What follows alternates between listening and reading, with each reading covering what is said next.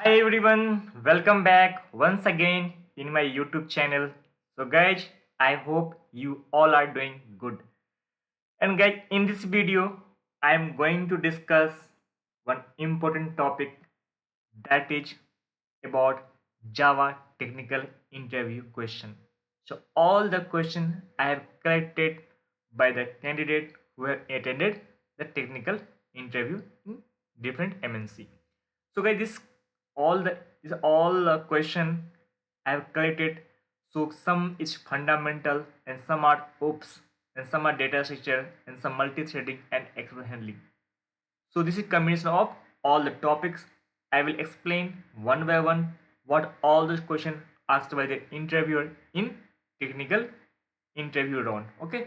So guys, see, first I will show what all those questions we have, what I am going to discuss in this video. So guys, see, so first already I mentioned you, I will discuss some fundamental question. So basically the interview started from this topic only. Okay, means fundamental topic only. So guys, first question what they have asked, what is the difference between JDK and JRE? Correct. So you should know first, right? So this is very fundamental. So we should know first what is JDK and what is JRE. So most of the interviewer, they will judge your basic knowledge first. If you are able to give the answer very effectively or very proper manner, all the basic question, then they will go from advanced level question. So that's why guys, first we should know all the basic question, right? So in the basic question, this is the first question guys, what is the difference between JDK and JRE? I hope you all of you know very well this answer, right? Okay, but what they've asked according to that, I will discuss one by one. So guys, you know very well, right? So what is JDK? So JDK means Java Development Kit, right? Generally, it is used by a developer for creating Java application, right? Once you're going to once if you want interest to create in Java application, definitely you will take the help of JDK, right? So what the developer each want to create in Java application, that time we are going to use JDK, and it includes the necessary tools guide, library and compilers. Just keep in mind these basic things. So what is JRE guide? The JRE means Java runtime environment. First we need to create the environment, right? In which platform you're going to run the application, right?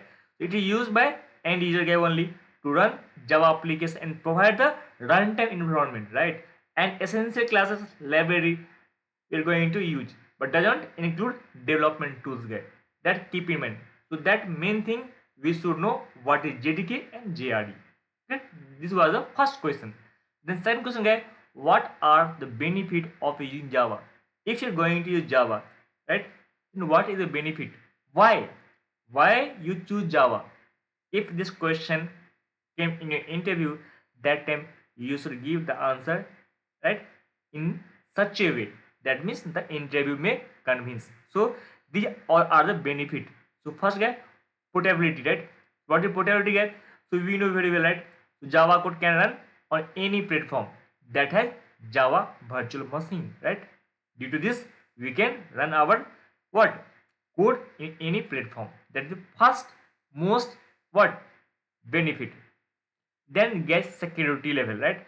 So Java has a what we know very well, right? Java has a built-in security model that helps to protect our user from the malicious code, right? That is second most important feature in our Java, that is security. Guys, then third is what? This is object oriented. So Java is a object oriented, right, programming. So which makes what? It's easy to create modular and reusable code, right? That is the most what popular feature. What Java follow the object oriented programming language, right? Okay, then fourth, robust, right? This is also very important guy. Java is a robust language that is designed to be what reliable and efficient, right? And guy, this our Java is a widely used guy. Java is a widely used to language that has a large community guy of developers and support our resources, right? So guys, these things we need to explain if the interview may ask, why we are going to use the Java, right? So guys, the next question came, what what are the different components of the Java platform, right? So already I mentioned in the first slide, right? So JDK, right, and JRE, right? So same again, Java platform what is software, right?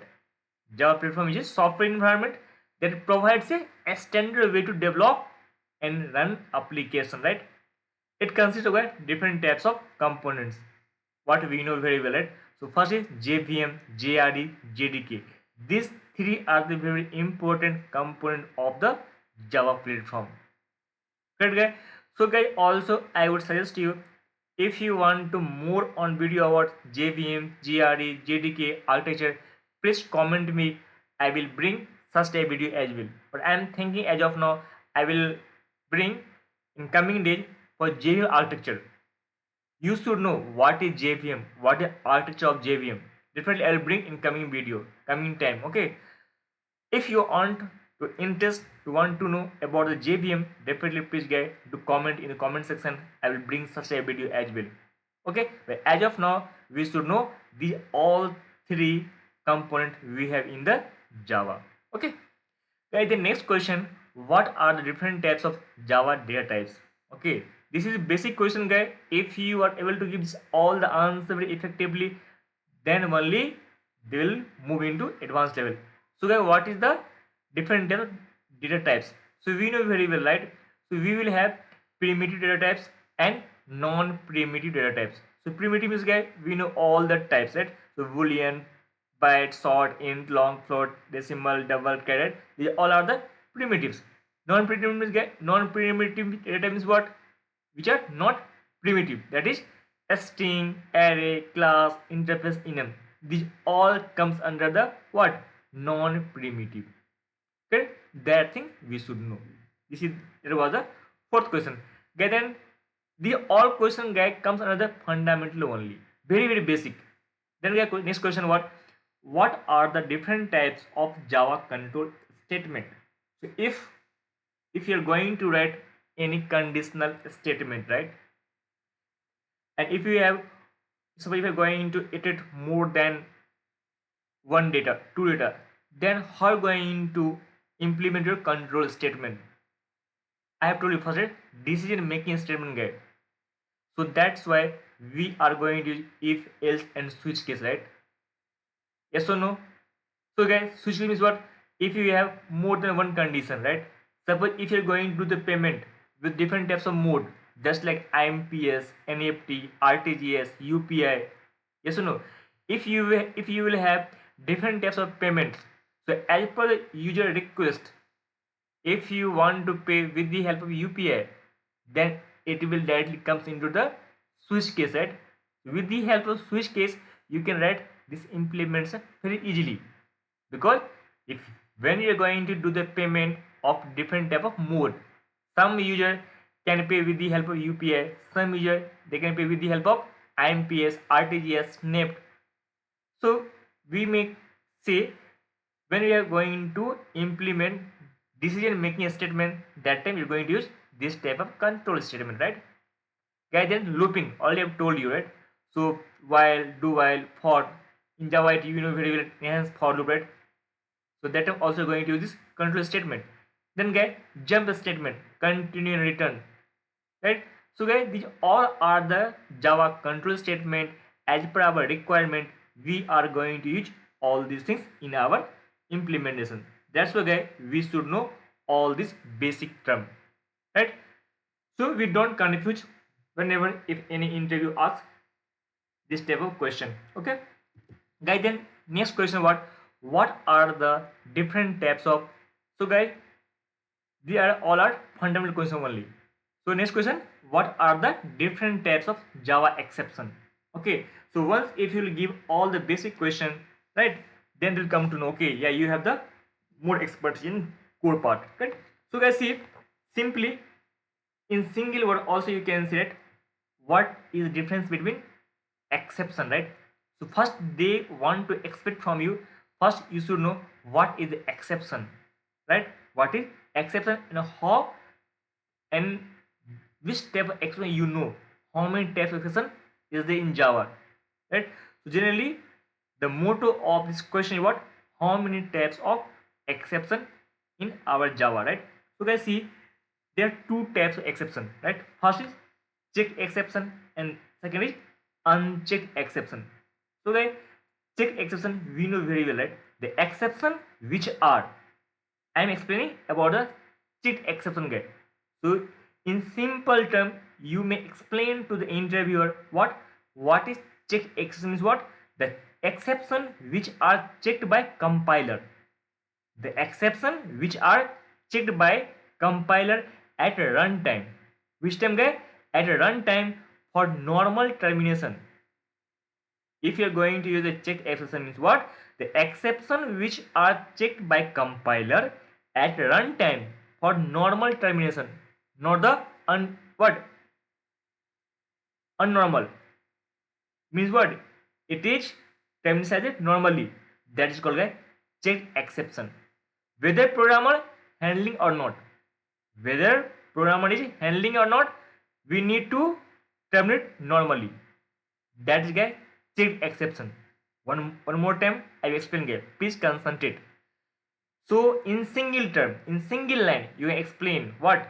The exception which are checked by compiler at runtime for normal termination, called the checked exception, whether programmer is handling or not.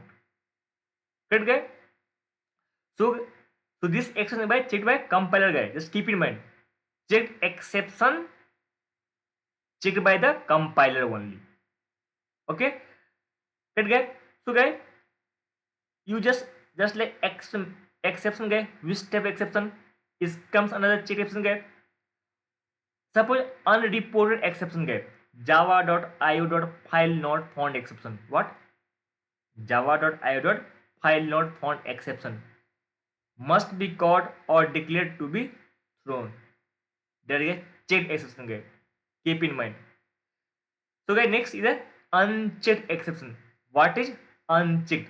The exception which are not checked by compiler. Just keep in mind. The exception which are not checked by compiler at runtime. Keep in mind this term, guys.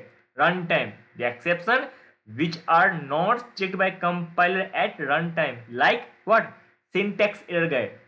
Like what? Whatever error, syntax error, called unchecked exception. Yes or no? So guys, compilation run properly. Compilation run properly, but runtime you may get arithmetic exception. Yes or no, guys? At runtime only, guys, you can get arithmetic exception. Guys, such type exception is called the unchecked exception. I hope you understood, guys. So I will move in the next question. So what are the different types of Java classes?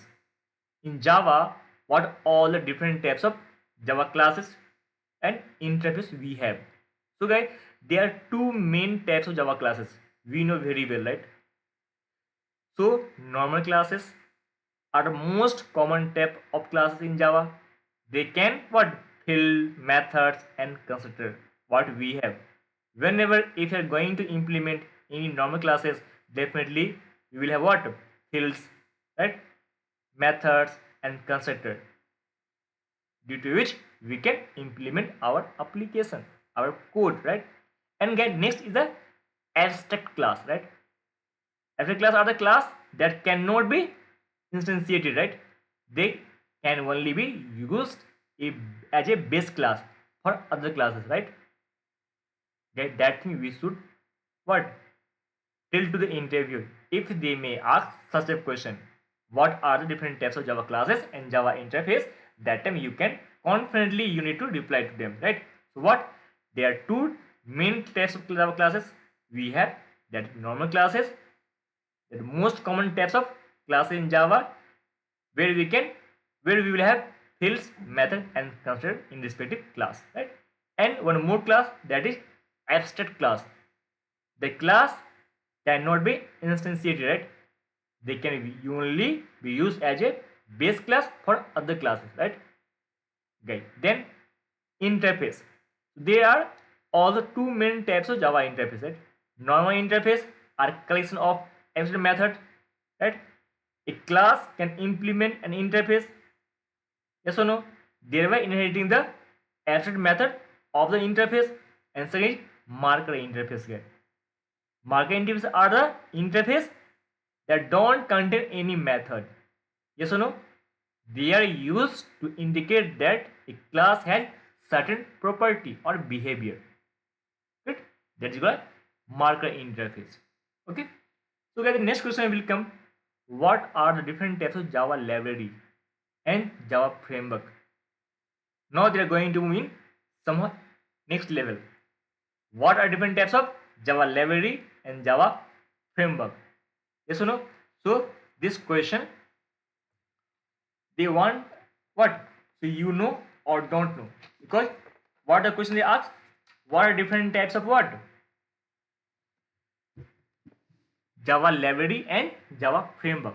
So guys, see, we will have different types of Java library as well. We know very well, right? So java.util package, lang package, java.math package, java.io package, java.junit package, java.log4j, Mockito, Apache Common, Jura Time API, Jackson. In Jackson is what? We are going to do the JSON parser library, HTTP client library, JAX-B guy. We are going to the XML parsing library. So in Java we have different types of library, right? If you want to use the Kaizen things, definitely you need to import util package, right? So if you're going to use a string or anything, right, of a class, you should have lang package. So we should know we will have different types of Java library as per our requirement. Right? Then guys, what is Java framework? We know very well that we will have a Spring framework, Hibernate, Struct, Wicket, JWT, Play, Grails. So we have different types of what? Framework. So we know very well what is a Spring guy. So a Spring frameworks what? We have the web developed application, right? Yes or no? Correct? So guys, if you're going to the Hibernate, it is capable of extending Java persistent API support, right? Second guy, it is a open source what? Hibernate. It's lightweight and it is ORM based tool. That all description belongs to the framework things, right? That next guy, you will have what? Extra framework, which is also open source. Correct? And guy, then Wicket also we know it is what? One of the most recently developed Java framework guy. Wicket. It's not mentioned here, but you should know what is Wicket. Wicket is also one of the most recently developed Java framework guy. Yes or no? Then guy JWT. So this is also guy JWT is the open source toolset guy that includes very well. It includes a wide variety of tools and library necessary for the JavaScript based tool guy, which is used for the what? Front-end application development guy. Which framework guy? JWT. Okay. So that we have different types of framework. So the expectation of the interviewer, you know or don't know. So how many frameworks you know at least. So we need to give all the answer to the respective interviewer. Okay. Then guy, they may ask how many types of thread, right? How many types of thread guy? So guys, generally we know very well, right? So there are two different types of thread in Java, right? User thread and daemon thread. So these are all the questions asked the interviewer guy. So you should keep what? Remember, if you're going to attend any interview, such type question may ask. Okay. So what guy? What are the two different types of thread? So first guy, user thread. We know very well that is custom thread guy. Sometimes they may ask how you're going to create your custom thread. So guy, user thread or custom thread both are same. User thread and custom thread both are same guy. User thread are the thread that are created by the user or application. They are high priority threads, and a JVM will wait for any user thread to finish its task before terminating it. So that is a user thread. And guys, what is the daemon thread? So daemon thread are the threads that are created to provide service to the user thread. What guy? Just see difference. user threads and daemon threads. Daemon threads are threads that are created to provide the service to the user threads. What we are going to create is what we have created. They are low priority, but our user thread is a high priority. They are low priority threads and are only needed while user threads are running. When our custom threads are running, then these daemon threads will help us to our thread. Once all user threads have finished their execution, the JVM will terminate even if the daemon threads will still running. This thing you should keep in mind. Okay. Guys, the next question guys, what are different types of Java networking? So guys, see there are two main types of Java networking. Guys. First is client server networking. Client server networking. Guys. So what is client server networking? Guys? So client server networking is a type of networking where there is a client application that requests service from a server. Where what client application request to the service from a server application guy. The server application then provides the service to the client application. That model is called client server architecture or client server networking guy. The next guy, peer-to-peer networking, a type of networking where two or more applications communicate directly with each other without the need of any server. So guys, these two main types of Java networking, what generally we are going to use frequently. Guys. So guys, next, already I mentioned you. So we have covered some fundamental question, then OOPS, then DS, then multi-threading, then exception. So first part we have covered all the fundamental question, generally what the interviewer asked in the interview room. Then guys, next, this is also important topic, OOPS. So guys, so first question may ask the interviewer, what is the difference between procedural programming and OOPS? Why need the OOPS? So let's see, just simple, I have written the definition here. So procedural programming is a top-down approach to programming, right? Where the programming is divided into series of functions that each performing a specific task. Okay? But you know why? OOPS. What OOPS? So OOPS guy, in other words, we can explain is a bottom-up approach. Procedural language is a top-down approach, but OOPS is a bottom-up approach to programming, where the program is divided into objects that each represent a real-world entity. See, suppose we're going to use the person class, right? So we are going to use one person class. Then we are going to create the fields, person name, what person address, person color. Corresponding, you're going to create a constructor. Corresponding, you're going to create the methods. Yes or no? So that these are all the things we are going to create inside the OOPS concept. Correct? That is the main difference, guys. What we should know. Then, guys, what are the core concepts of OOPS? What is the pillar of OOPS? You can say what. Suppose sometimes the interview you're asking question, what do you mean by OOPS concept? What do you mean by OOPS concept? Can you explain briefly? They may ask. Then you don't confuse what is OOPS. And also that time we can't explain only the definition of OOPS. We need to explain all the pillar of OOPS. So guys, I'm explaining here what all the pillars here. Pillar means guys, what is the all the basic, all the important what pillars, important topic we have inside the OOPS concept. So guys, first is abstraction. So we know very well guys, abstraction means what? Hiding. Yes or no? Abstraction is the process of hiding the internal implementation. What? Abstraction is what? Abstraction is guys, we are going to hide the internal implementation, okay, of an object from the user. This allows the user to focus on the object functionalities without having to worry about how it works, just like an ATM machine guy. Once if you're going to once you're going to withdraw some amount guy, withdraw some amount, what we're going to get, we are entering only what? Our card number, means PIN number, what type of account you have, saving or current, right? How much amount you need, right? That information only is going to enter. But how all the process is happening internally, we are not worried about that, right? So that is abstraction. So all the things is hidden from the user. We are performing only operation, right? But we are not worried about the how all the functionality happening internally. That is guy abstraction, right? Which is hide from the user. Then guy encapsulation, right? Encapsulation guy, it is bundling of a data into a single unit. Yes or no?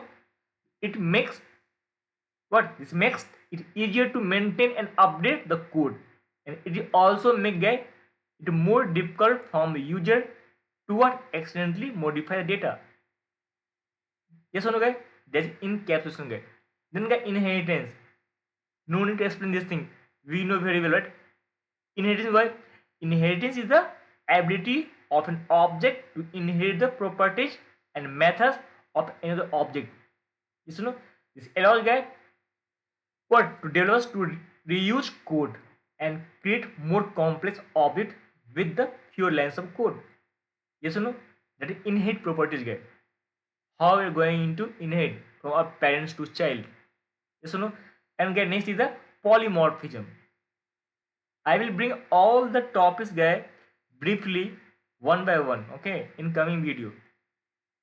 In complete one video, I will explain what is inheritance, what is encapsulation, what is abstraction, what is polymorphism with the code as well. Please do comment, guys. If you want to know about all the topics, okay, very effectively, please do comment. I will bring all topics one by one. As of now, I am going to explain in 2 to 3 lines what is abstraction, what is encapsulation, what is inheritance, what is polymorphism. So all the topic I will explain with the code base as well in coming video. And also I will suggest you, please comment me if you want to know all the topic briefly with the code base. So okay, what polymorphism? Polymorphism means what? Polymorphism is the ability of an object to behave differently. We know very well overloading, overriding. This overloading and overriding comes under the polymorphism concept only. Okay, in which moment we are going to use the overloading and in which situation we are going to use the overriding. All the things guy comes under the polymorphism. Okay, poly means many, morph means form. Okay, one object behaving different role in different situation. Correct? That thing is a polymorphism guy.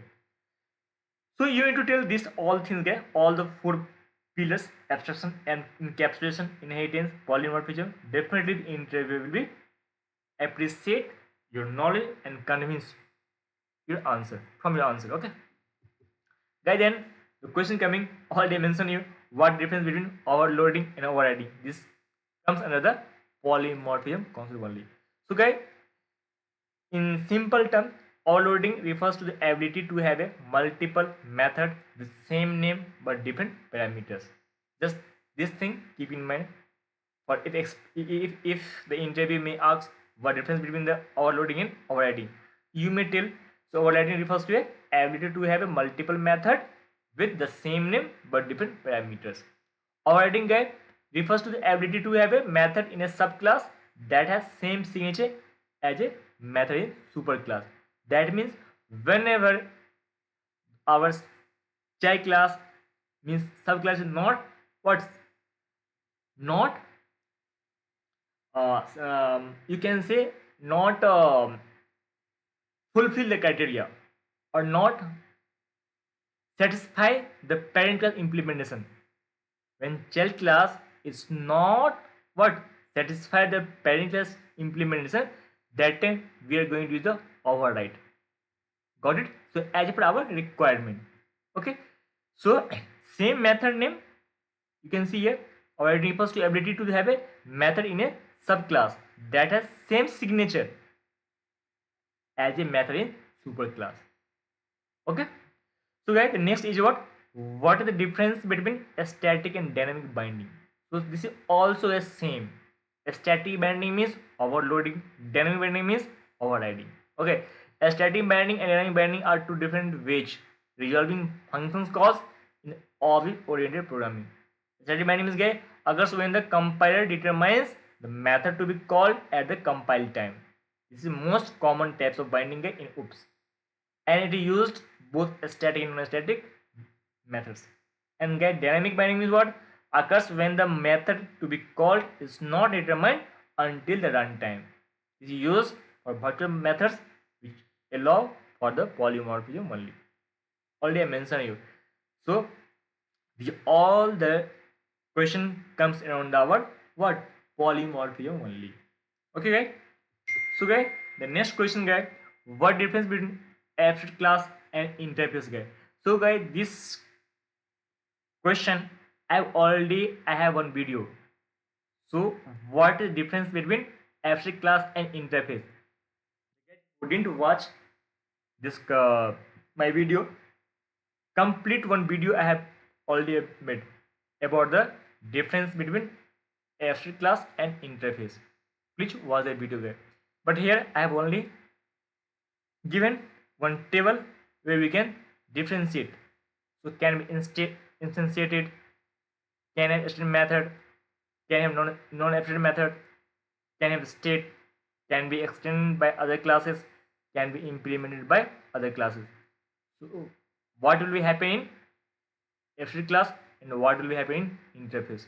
So with this table you can come to know what is the exact difference between abstract class and interface. So guys, the next question, why Java doesn't support multiple inheritance? Guys, this question is very, very important. Most of the interview ask this question. So guys, we should know Java doesn't support multiple inheritance, guys, because it can lead to a number of problems, guys, including what circular dependency, complexity, ambiguity. Due to this issue, the what our inheritance, multiple inheritance not supported in Java, guys. Okay. So guys, now next question, why do you use interface and abstract class? So when do you use interface and abstract class in Java, guys? This is also a very common question. So abstract class and interface are both used to achieve, guys, abstraction. Yes or no? So abstract class and interface, both the thing we are going to use achieve our abstraction. Already I mentioned you what is abstraction. Hide the internal implementation. You are going to use hide the internal implementation. That time you are going to use the interface as well as abstract class.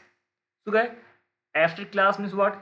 Abstract class are similar to normal class with the difference that they can include abstract method which are method without a body. Yes or no? Abstract means what? The method which don't have body. Yes or no? Abstract class cannot be instantiated, correct? But an interface are a kind of a code context which must implemented by a content class. Interface cannot have a state, where the abstract class can have a state with instance variable. Yes or no? In interface, what we have the method, that is abstract method only. If you want to implement that, we're going to what? Implement this method with our implement class. Right, guys? So guys, next question, what are the challenges of using OOPS in Java, guys? So guys, see, these are some challenges associated with the using OOPS in Java, guys. These are, guys, complexity, overhead, testing, performance. The all types of, guys, these are challenges only if you're going to use the OOPS concept in our implementation, guys. Then, guys, we are moving in the different topic, that is what data structure and algorithm. Such a question they may ask in the interview, guys. So what is, guys? So what all the question comes under the data structure, I will explain now. So guys, what is the difference between array and linked list? So this question belongs to, guys, collection, right? So in simple term, in general term, array are good choice for data structure where the data is accessed frequently and the order of data is important. Okay?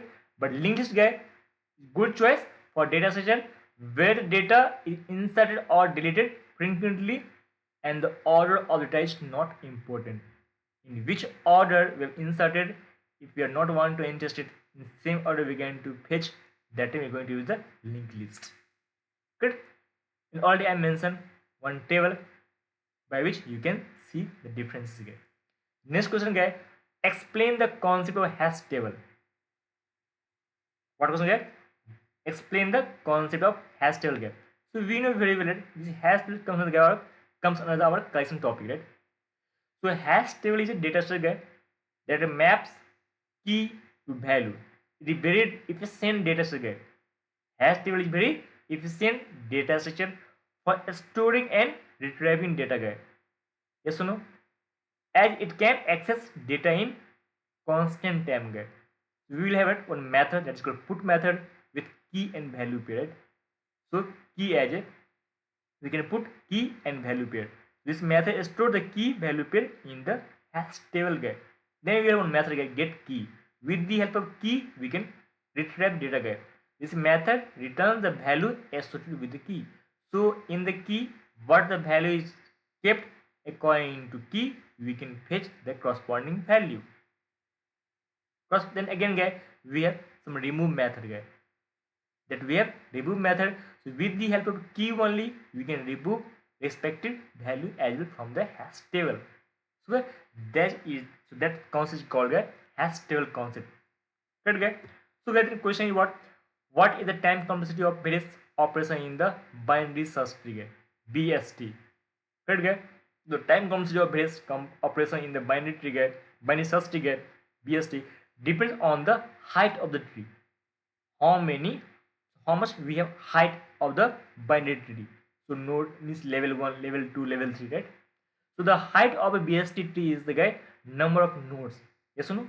The number of nodes on the longest path, guy, from the root node to leaf node. So already mentioned, guy, this is the table by which we can see what are all the time complexity in different operations. Suppose if we have such operation for the BST, what should be the time complexity?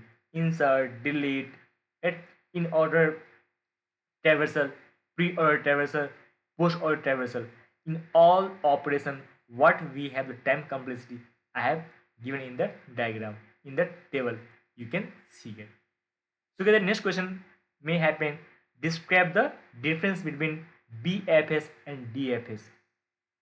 What do you get? BFS and DFS. So guys, this comes under our graph. Yes or no? So guys, time complexity of the BFS means, guys, B of B plus E. B of B plus E means, guys, B means, guys, you know very well, B means vertices and E means edge, guys, in the respective graph. If anybody may ask what is the time complexity of BFS, so directly you can tell to them. So time complexity of BFS is B of B plus E. Then may ask what is the B, what is the E. So guys, B means vertices.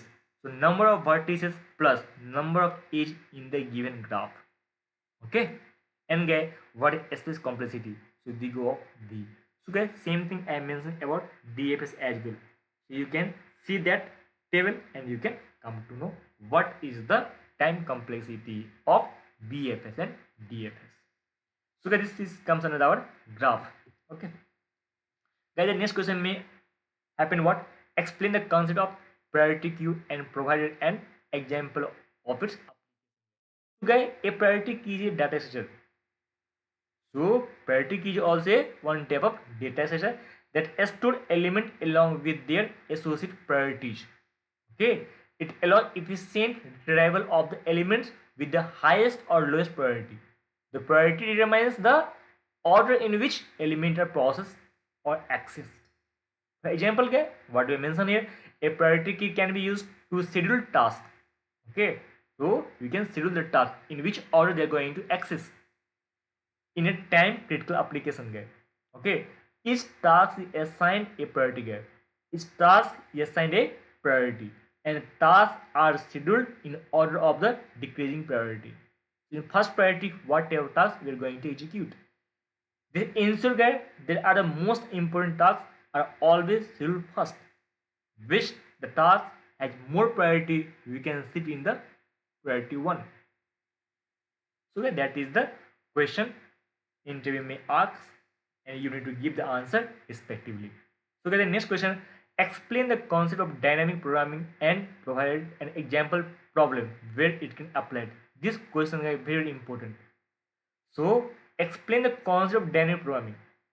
Sometimes the question directly they ask, hey, what do you mean by dynamic programming? And provide an example problem where it can apply. So guys, see, concentrate, you can listen here.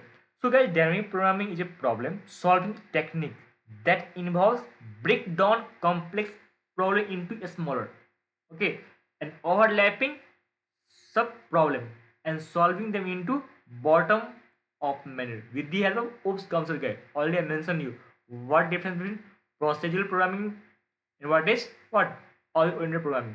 So object-oriented programming is bottom up approach, and procedural programming approach is a top-down approach. Right, guy? So that is the guy main thing what we should know. So dynamic programming is what? This is a problem solving technique that involves a breakdown complex problem into a smaller one, overlapping sub problem and solving them into a bottom up approach. Example, guy. Next, what next problem? In the next problem, you are given a set of items, each with a weight and value, and knapsack what with a limited capacity. The goal is to find the subset of items that the maximum value and the fit in the what knapsacks. That is the guy example. We should know. Okay, the next question, guy. What does a hash set? How does a hash set work internally? Okay, this thing I will show also with code base. Once I will jump into our code base. So guys, first we should know theoretically how does a hash set work internally in Java. So the hash set internally use a hash map only, key value pair guy. Okay, so we are going to use the hash map internally. If you are going to use a hash set, internally use the hash map. Store its element with the help of key value pair guy. When you add an element in a hash set guy, it is a first hash using the hash code. Okay, with the help of hash code guy. So guys, see, suppose if you're going to insert an element in a hash in hash with the help of hash table guy. So in a hash guy, suppose if you enter key is a 1 and value is Amit. Okay, so it will check if this key already inserted, directly it will tell this key existing, or this key already exists. So they are not allowed to what add this key in a next time. Yes, okay.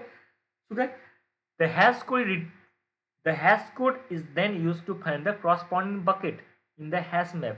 If the bucket is empty, we can able to insert the element added into the bucket.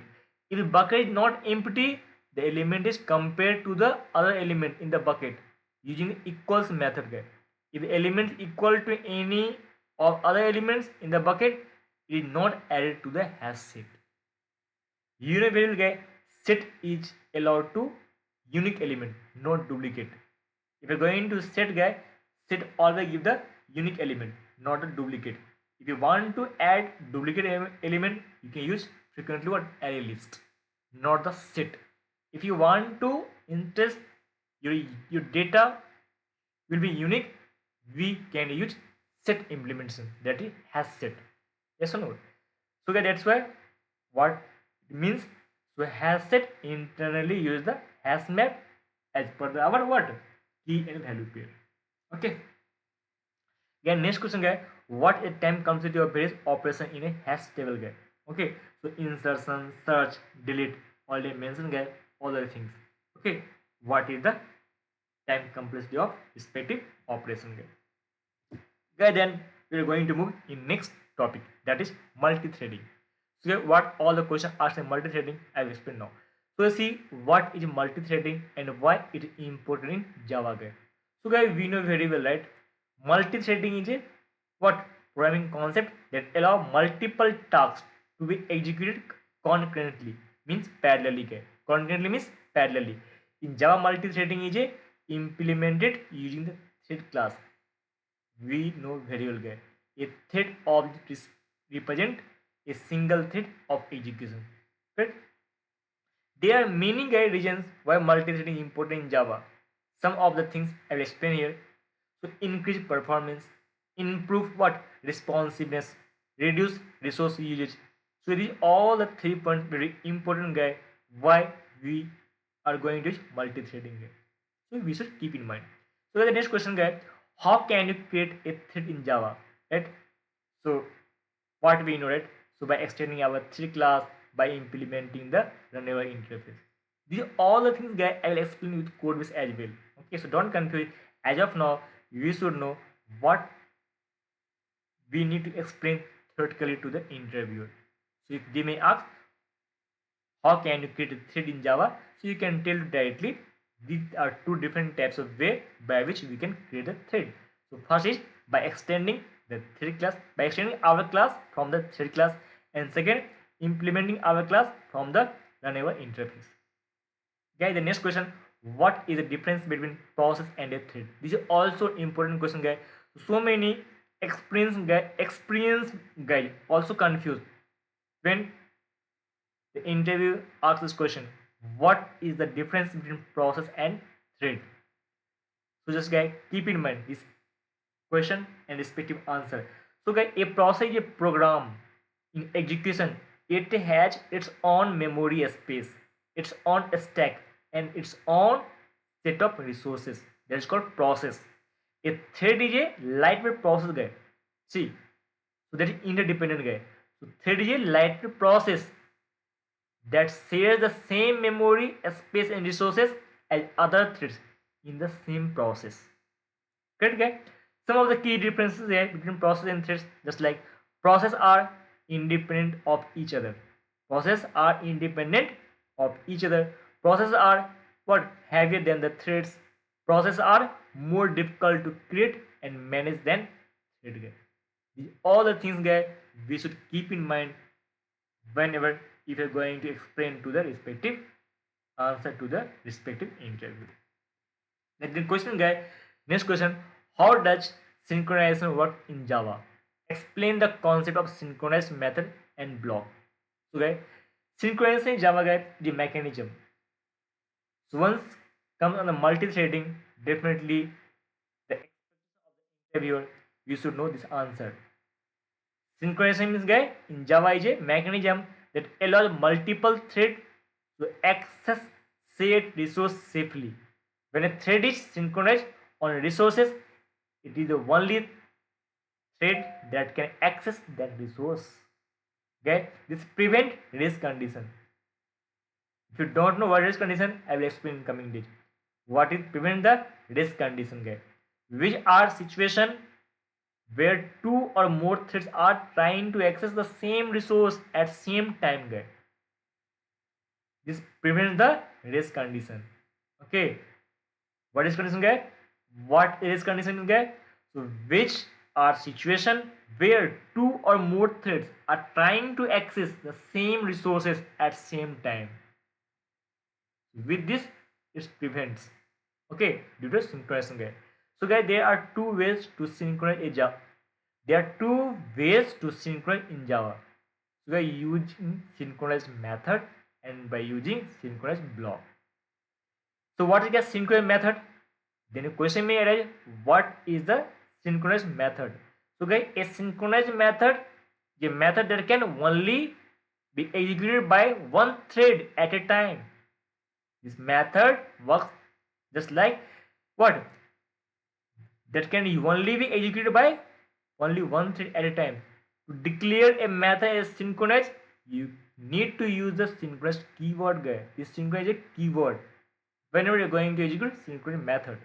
Okay, then next is a synchronized block.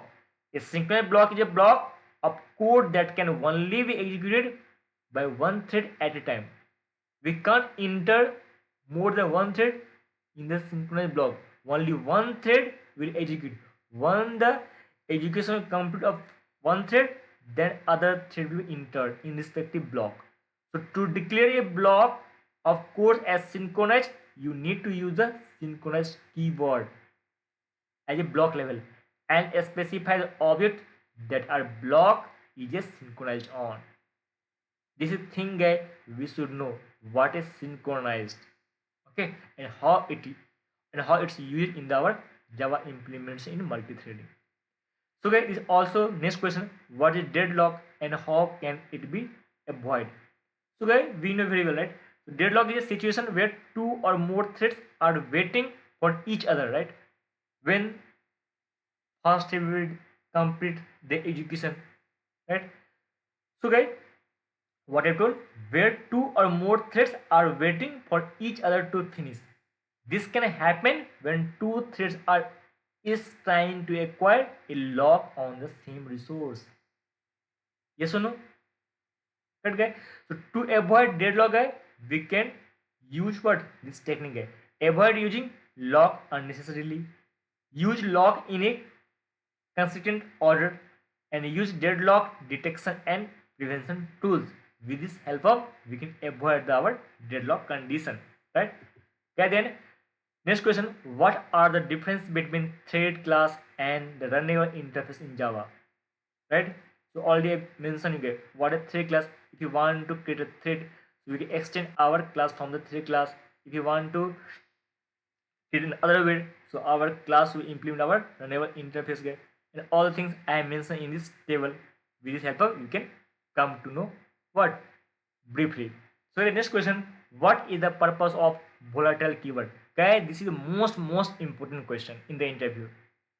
If the multi-threading topic will start, definitely interview may ask this question: what is the purpose of volatile keyword in Java? So guys, the volatile keyword is used to ensure that all threads what we see the same value of a variable, right? Even if the value is changed by another thread. Good? That is a volatile keyword. So guys, explain the difference between primitive scheduling and time slicing in context of thread scheduling. Guys, this is a very important question as well. This is advanced level guys. So guys, primitive scheduling means guys, when the operating system can be what forcefully remove a thread from the CPU and give it to another thread. Time slicing between or time slicing when each thread is given to a certain amount of time to run on the CPU. Right guys? The main difference is the primitive scheduling. The operating system can interrupt a thread at any time, while in time slicing, the thread is only interrupted when it has used up its allotted time. That is the main differences. What is primitive scheduling and what is time slicing. And this is the last topic. What I'm going to explain here: exception handling as well. So how are you going to handle the exception? Okay, how are you going to handle the exception? So let's see what is exception in Java and why is exception handling important. So guys, in Java we know very well, right?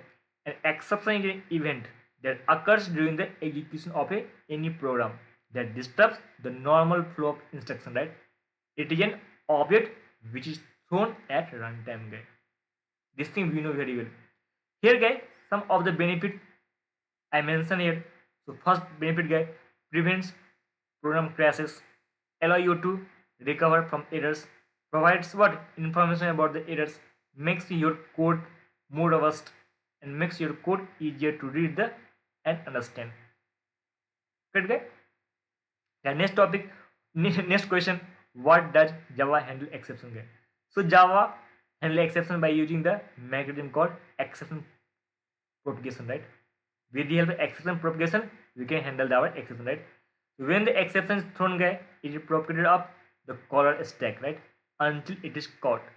If the exception is not caught, the program will crash, guy. That is the main thing. Right? So how are you going to handle the exception? Right? So guys, next question. Describe the try catch finally block and its purpose in exception handling. Guy. So we should know answer, guy. This question: what is try catch and finally block and its purpose? You know the answer for respective question here. So guys, the try catch finally block is a Java syntax guide that allow you to handle exception gracefully means with normal termination guy. It consists of three parts: the try block, catch block, and finally block. Guy, here are some benefits using the try catch finally. Same thing guy, what I mentioned in question number first. To prevent the program crashes, allow you to recover from the errors, provides information about the errors, makes the code more robust, make your code easier to read and understand. Right? So once I will implement our exception handling topic, then you will come to know more easily guy. So how we're going to use the try block. Try block we are going to write risky code guy. Okay, where you may think the exception may arise, right?